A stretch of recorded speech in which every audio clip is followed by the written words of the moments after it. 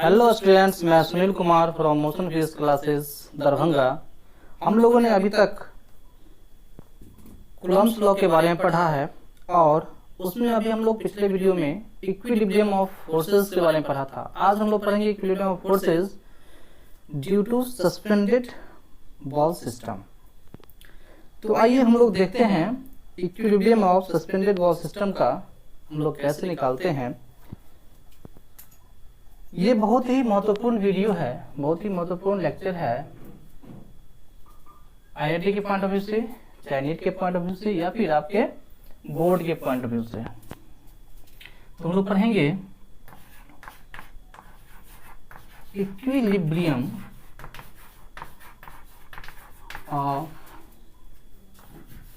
Suspended ball system. Suspended ball system, ball system. देखिए इसमें हम लोग क्या करते हैं, यहां देखिए सपोज मैंने मान लिया कि ये कॉमन पॉइंट है, यहां से दो बॉल को जिसका मास m एंड चार्ज q है, चार्ज q मास m, दो बॉल है जिसको एक ही पॉइंट से क्या किया गया है, लटकाया गया, सस्पेंड कर दिया। इस पर भी चार्ज क्या, q मास m, ठीक है, ऐसे दिया गया है।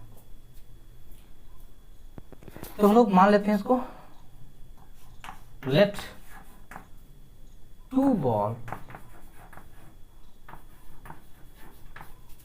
balls are, two balls ऐसे कर दे, two balls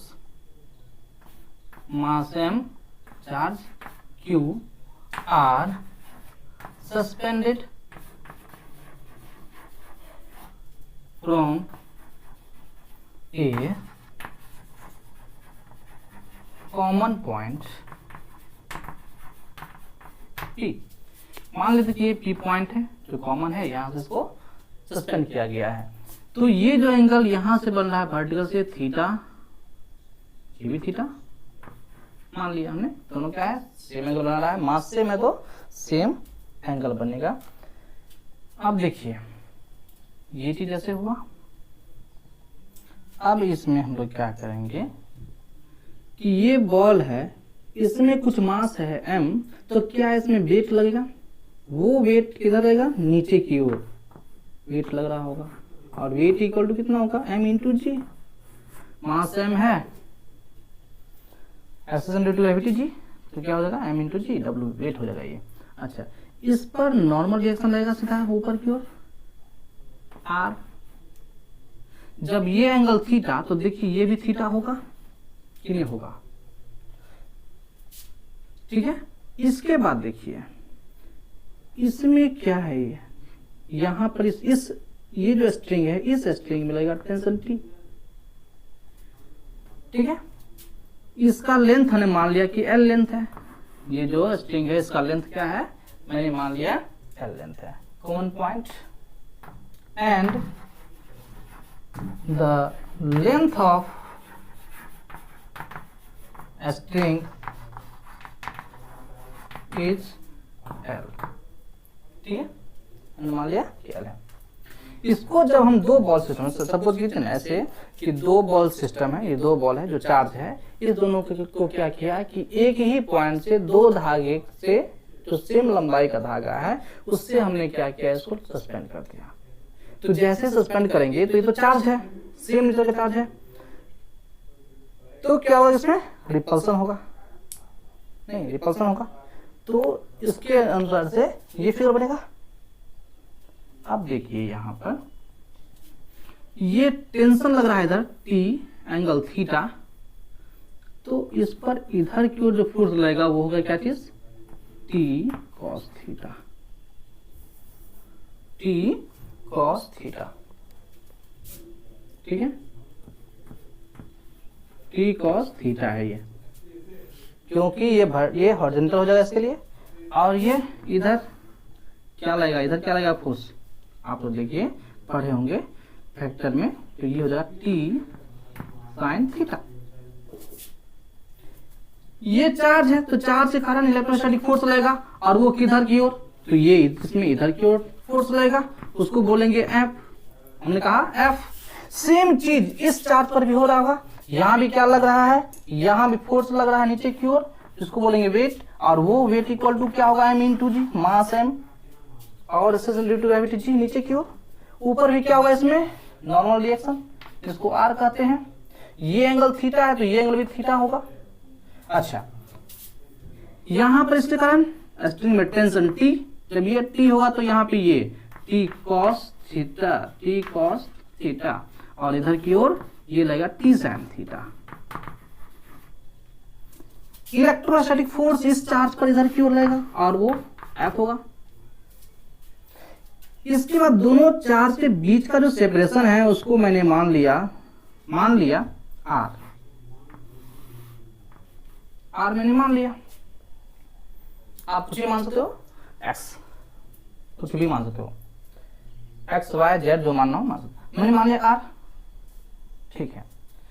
अब देखिए यहां पर ये जो एफ है वो F equal to T sine theta हो रहा है, क्योंकि ये फोर्स जितना इधर लग रहा होगा उतना ही फोर्स इस पर ये लग रहा होगा टी साइन थीटा, इसको बैलेंस कर रहा है, ये फोर्स इसको बैलेंस कर रहा है, तो इसलिए ये इक्वल टू ये होगा। अच्छा, mg force T cos theta को बैलेंस कर रहा है, नहीं तो हम क्या कहेंगे कि T cos theta equal to mg, T cos theta equal to mg, T sine theta equal to क्या होगा f, and T cos theta equal to का mg। इसको इक्वेशन फर्स्ट कहें, इसको इक्वेशन सेकंड कहें, नहीं इसको हमने कहा इक्वेशन फर्स्ट, इसको कहा इक्वेशन सेकंड। अब देखिए हमें यदि एंगल निकालना हो, नहीं हम क्या करते हैं, case first for finding angle, for finding angle theta, नहीं ये एंगल थीटा फाइंड करने के लिए हम क्या करें, ये जो इक्वेशन है फर्स्ट इसमें सेकंड से भाग दे दें, मतलब इक्वेशन फर्स्ट है उसको भाग दे दीजिए सेकंड इक्वेशन से, तो देखिए क्या बनेगा, जब फर्स्ट इक्वेशन में सेकंड इक्वेशन से भाग देंगे तो होगा T sine theta upon T cos theta equal to F upon mg। बोलो होगा क्या, होगा, इतना तक क्लियर है क्या? अब हम लोग आगे चलते हैं, इसको देखो, टी ने टी को मारा, अब यहां पर sign theta upon cos theta हो गया। ट्रिग्नोमेट्री में हम लोगों ने पढ़ा है कि sine theta upon cos theta equal to होता है टेन थीटा, यानी कि टेन थीटा इक्वल टू क्या होगा, F upon mg, F upon mg, ये भी हो सकता है फॉर्मूला। इसको और आगे बढ़ाएं तो क्या होगा, इसको और आगे बढ़ाते हैं तो देखिए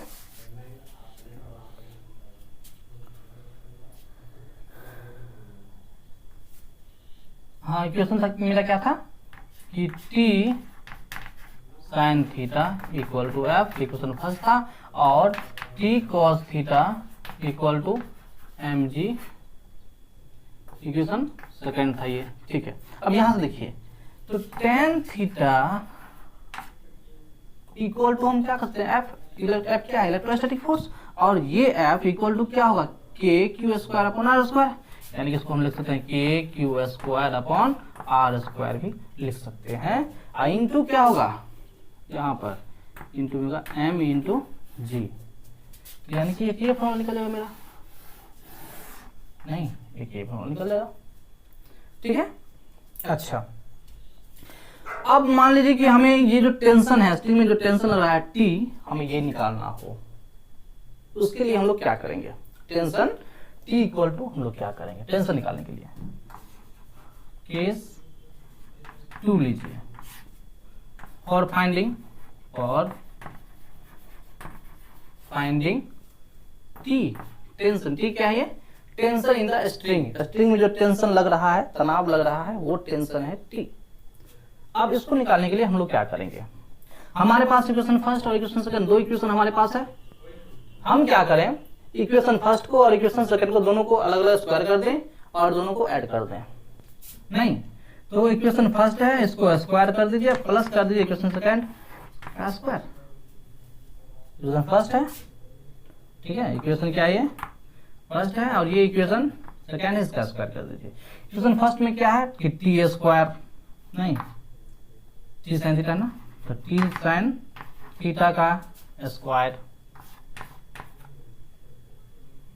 प्लस टी कॉस थीटा का स्क्वायर इक्वल टू क्या होगा, एफ स्क्वायर प्लस क्या होगा, एम इंटू जी।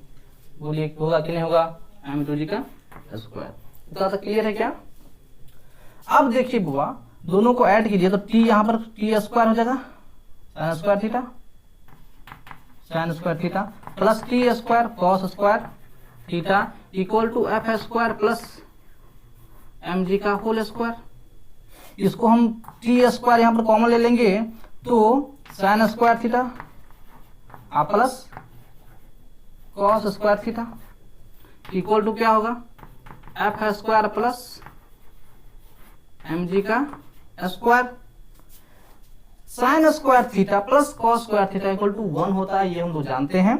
तो यानी कि T square into 1 equal to T square होगा, यानी कि टी स्क्वायर इक्वल टू हो जाएगा हमारे पास F square plus M G का स्क्वायर। ठीक है, अब देखिए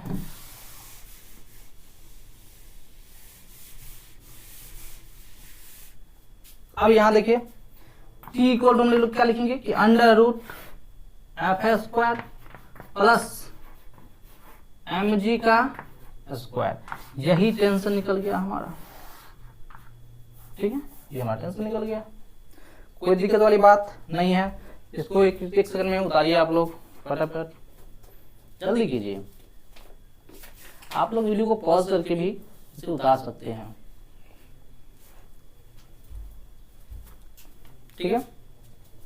अब देखिए नेक्स्ट चीज हम लोग पढ़ने जा रहे हैं कि ये जो डिस्टेंस r है यहां से यहां तक, यदि इसे फाइंड करना हो हमें तो हम लोग कैसे फाइंड करेंगे। नहीं तो देखिए हम लोगों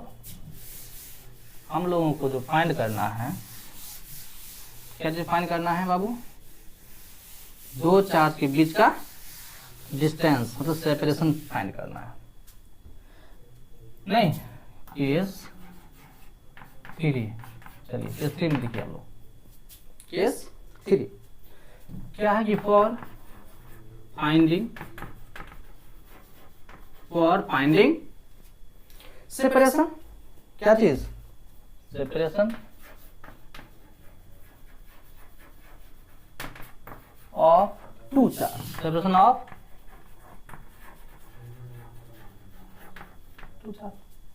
दो चार्ज क्या होगा, सेपरेशन हमको फाइंड करना है।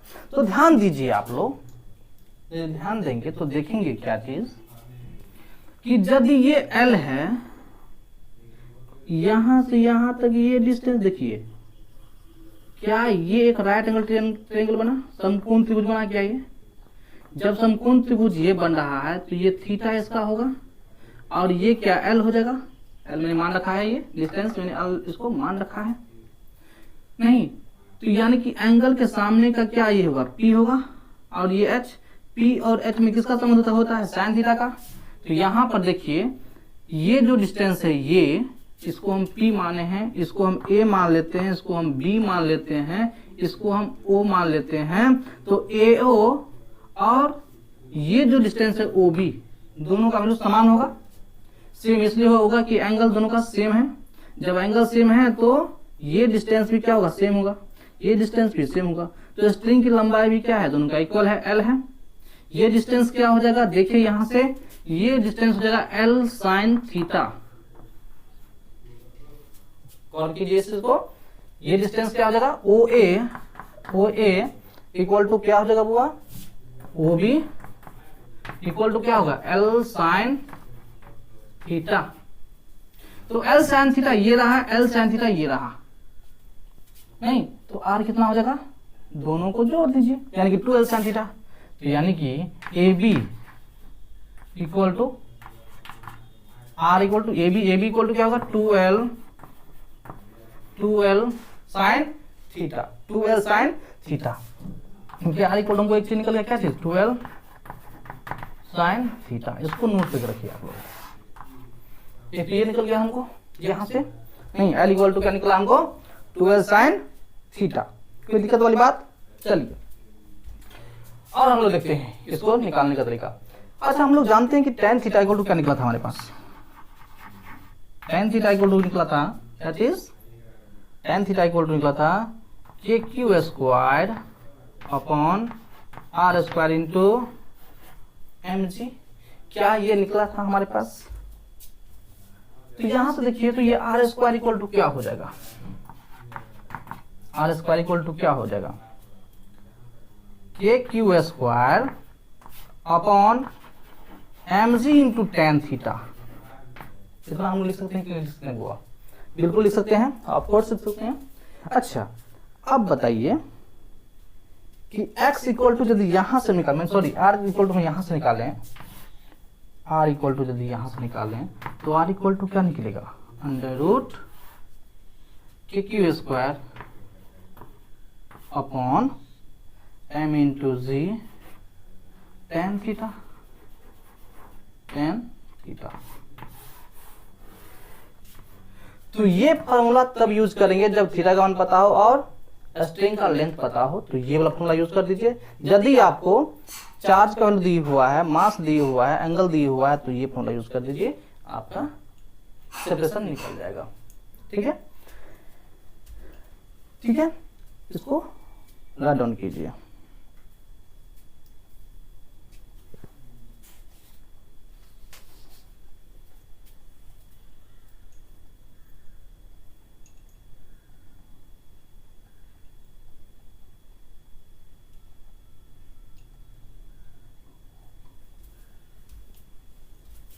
ठीक है, बता लिया आप लोगों ने।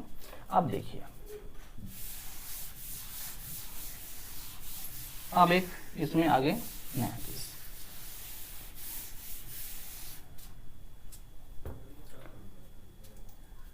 चीज, ये देखिए कि ये जो सिस्टम है, अब इस सिस्टम को हम क्या कर रहे हैं, ये अभी किसमें, एयर में है। ये जो सिस्टम अभी रखा हुआ है ये एयर में रखा हुआ है, और अब हम कर रहे हैं क्या कि इस सिस्टम को किसी डाइलेक्ट्रिक मीडियम में या फिर किसी भी अदर मीडियम में डाल देते हैं जिसका डाइलेक्ट्रिक कांस्टेंट क्या है, के है। तो इसको डाल दिया किसी मीडियम में, ये एयर में नहीं, ये किसी अदर मीडियम में है जिसका डाइलेक्ट्रिक कांस्टेंट क्या है, के है। मान लेते हैं कि उसका डाइलेक्ट्रिक कांस्टेंट के है। तो case four, if the suspended system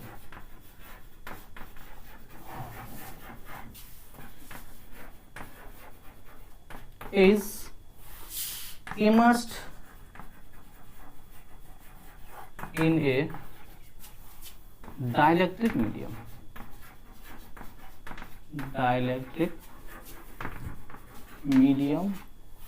of dielectric constant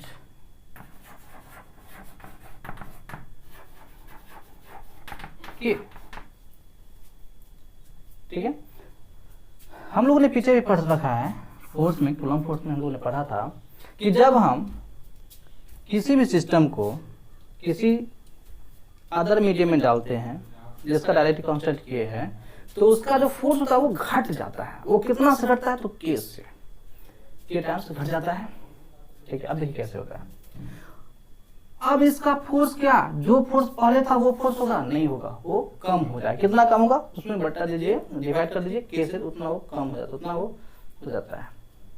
अब देखिए, मतलब ये नया फोर्स तो प्लस हो जाएगा, और एफ डैश इक्वल टू क्या होगा, एफ अपॉन के, एफ अपॉन के। ठीक है। अच्छा, ये जो कोई मीडियम है इसका कुछ डेंसिटी होगा, इसका डेंसिटी मान लेते हैं कि ये dl है। क्या ये dl है। और ये जो बॉल है इसका जो डेंसिटी है वो हम मान लेते हैं कुछ अलग चीज। चलिए, तो हमने मान लिया कि dl जो है, dl वो डेंसिटी है लिक्विड का, डेंसिटी ऑफ लिक्विड।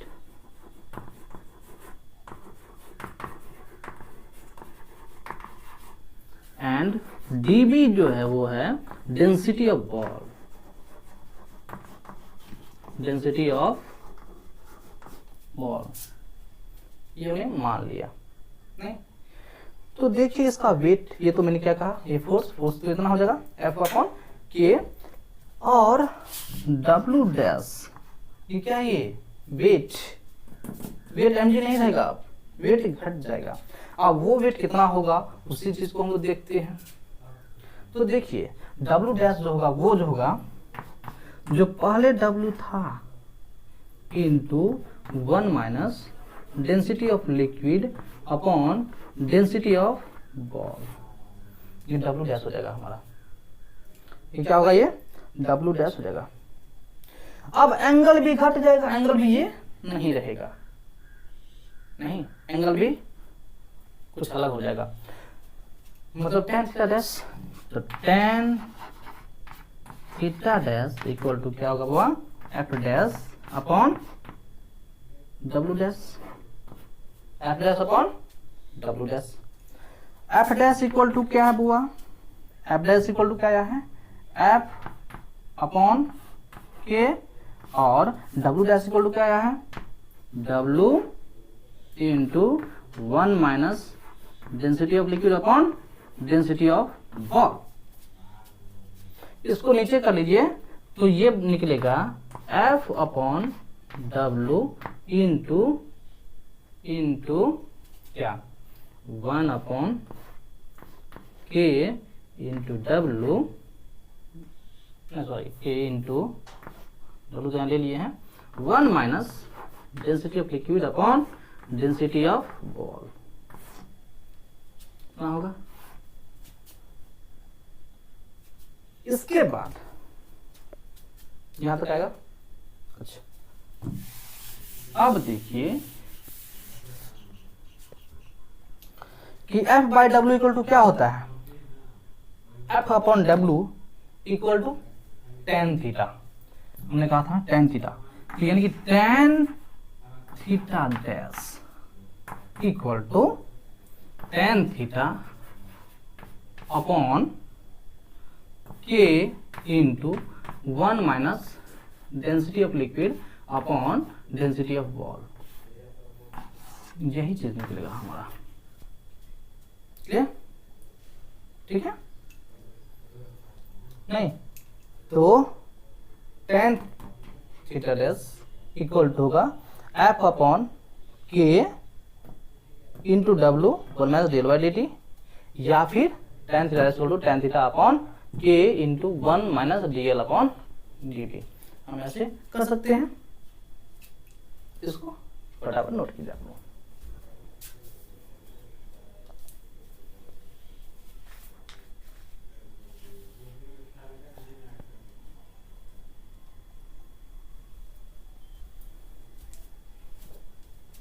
ठीक है, इसे पॉज करके भी आप लोग नोट कर सकते हैं अपने नोटबुक में।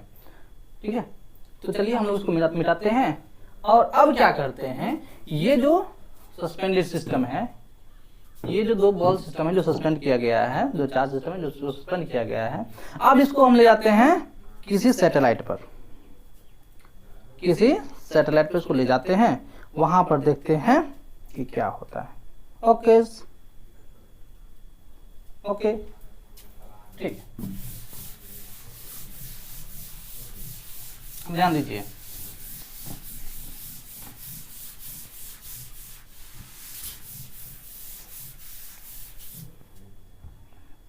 आइए केस फायर देखिए, केस 4 था ना, केस फायर देखिए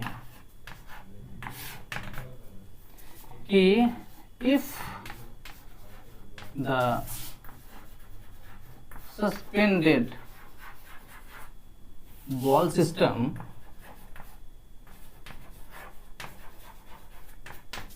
is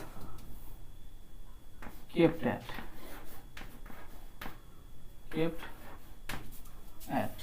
a satellite, ठीक है।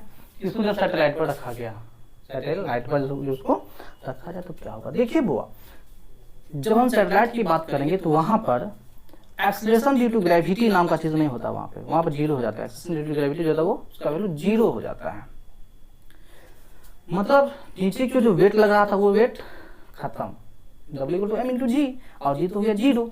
जब जी जीरो हो गया तो उसका वेट कुछ रहा ही नहीं, तो जब वेट नहीं रहा तो मतलब नीचे की ओर झुकेगा नहीं। अब देखिए ये जो सिस्टम था हमारा यहाँ पर कैसे था, ये बॉल, ये जो नीचे mg लग रहा था ये mg अब खत्म हो जाएगा, तो कैसे हो जाएगा बुआ, चल सोचो, ये दो चार्ज था, इस पर जो वेट लग रहा था नीचे की वो खत्म हो गया, अब कैसे होगा, वेट रहा नहीं, मतलब सिर्फ कौन सा फोर्स लगेगा, अब सिर्फ और सिर्फ लगेगा इलेक्ट्रोस्टैटिक फोर्स। और इलेक्ट्रोस्टैटिक फोर्स क्या होता है, जो एक ही लाइन ऑफ एक्शन पर लगेगा, यानी कि ये दोनों ऐसे नहीं, ये चार्ज दोनों ऐसे होगा। अब देखिए ध्यान दीजिए इसको,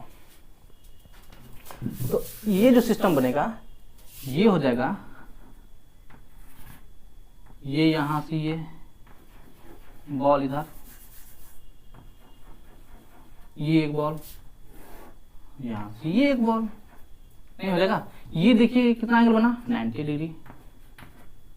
इधर क्या लगा, इसमें टेंशन, इधर क्या लगा, इधर फोर्स लगा, इस पर इधर क्या लगा, फोर्स लगा, उस पर इधर क्या लगा, टेंशन लगा,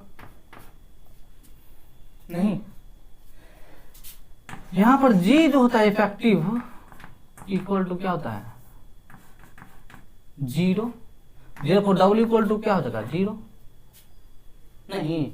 तो tan थीटा इक्वल टू क्या होता है, F/W, यानी कि F/0, और जब आप F/0 हो गया यानी कि ये नॉट डिफाइंड, और tan theta equal to not defined, तो मतलब क्या थी, tan 90 degree. Theta equal to कितना हो गया बुआ, तो 90 डिग्री, थीटा कितना हो गया, 90 डिग्री हो गया, नहीं। तो यहां पर देखिए ये जो टेंशन है ये इक्वल टू तो सिर्फ इलेक्ट्रोस्टैटिक फोर्स लग रहा है, और वो इलेक्ट्रोस्टैटिक फोर्स इक्वल टू क्या होता है यहाँ पर, kq² अपॉन, मान लिया जाए क्या चीज, ये डिस्टेंस, यदि ये L तो ये भी L, ये L है, ये भी L है, टोटल डिस्टेंस ना 2L, तो 2L का स्क्वायर होगा, यानी कि kq² अपॉन 4L², ठीक है, kq² अपॉन 4L² हो जाएगा टेंशन, क्लियर। अच्छा, अब एक हम लोग बहुत ही कंसेप्चुअल चीजें हम लोग करने जा रहे हैं, जो अपने दैनिक जीवन में भी उस चीज को प्रैक्टिकली कर सकते हैं, प्रैक्टिकली हम लोग कर सकते हैं उस चीज को, ठीक है, ये चीज तो समझ गए। अब इसे हम लोग डिलीट करते हैं, मिटाते हैं, ठीक है, याद हो गया ना, जैसे कर लीजिए, ठीक है।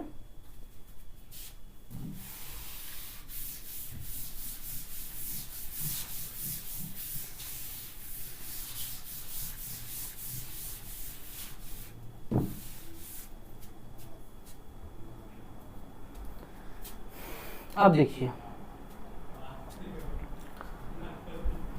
केस है क्या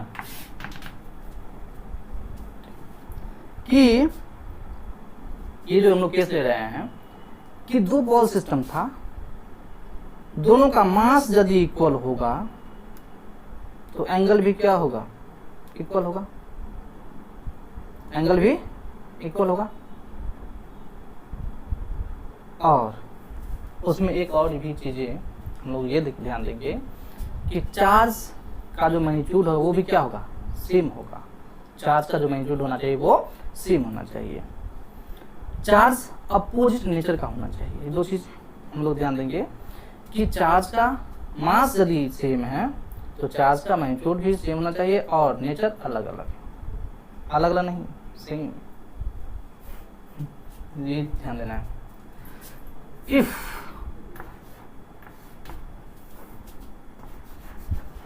the two ball system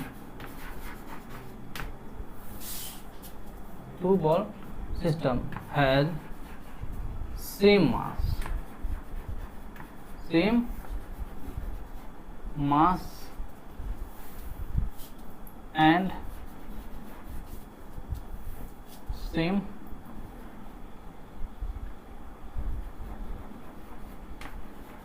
nature of charge. Charge का नेचर क्या है, सेम है। तो देखो बुआ, जब हम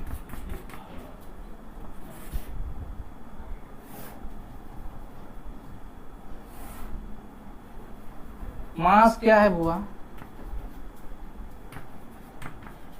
चार्ज क्यू मास एम चार्ज क्यू, ऐसे मैंने माना, मास एम चार्ज क्यू मास एम चार्ज क्यू तो बोल है। तो एंगल क्या होगा, सेम होगा या नहीं? तो एंगल जो होगा बुआ वो बराबर होगा।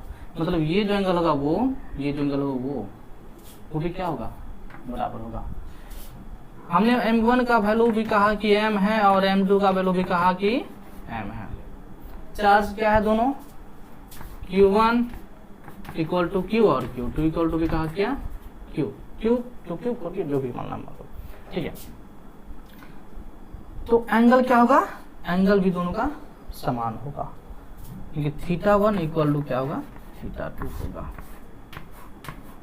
ठीक है। θ1 इक्वल टू θ2, ये कॉन्सेप्ट है हमारा। आप देखिए क्या होता है कि दो बाल्टी ले लो, प्रैक्टिकली इसको देखो, प्रैक्टिकली दो बाल्टी ले लो आप, सेम क्वांटिटी का दो बाल्टी होना चाहिए, जिसमें 10 लीटर पानी है, इसमें भी 10 लीटर पानी ये आ रहा हो। आप दोनों बाल्टी को 10-10 लीटर भर के उठाओ, आपका दोनों हाथ एक ही एंगल पर होगा। देखो ये एंगल और ये एंगल, ये जो एंगल है दोनों का बराबर होगा, ठीक है। लेकिन जैसे ही एक का मास ज्यादा और एक का मास कम होगा, तो जिसका मास ज्यादा होगा उसके ओर कम एंगल होगा, जिसका मास कम होगा उसके ओर ज्यादा एंगल होगा। आप सब गौर करना। तो ये चीज हम लोग केस 6 में लिखने जा रहे हैं। केस 7 इसमें क्या है कि इफ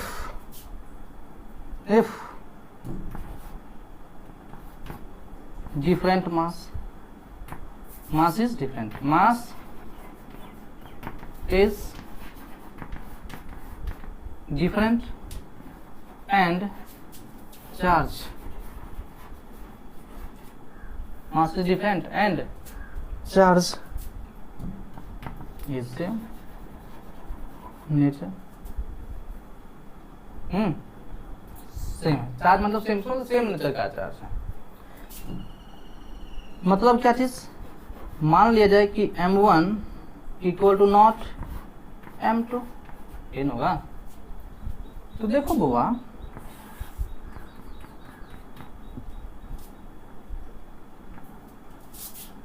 मैं मान लेता हूं कि m1 जो होगा वो बड़ा होगा m2 से। यहां पर एक m1 और एक ये m2। m1 का मास क्या है, ज्यादा है, ये जो m1 है इसका मास ज्यादा है। m2 का मास क्या है बुआ, कम है। ये m1 जी और ये m2 जी, इसका मास क्या, m2 का मास क्या, कम है, तो ये एंगल ज्यादा बनाएगा और इसका एंगल क्या, कम होगा। तो यदि m1 ग्रेटर देन m2 होगा तो थीटा 1 लेस देन थीटा 2 होगा नहीं, और यदि m1 लेस देन m2 होगा तो थीटा 1 ग्रेटर देन थीटा 2 होगा। ये आपका कॉन्सेप्ट है, ठीक है, ठीक है।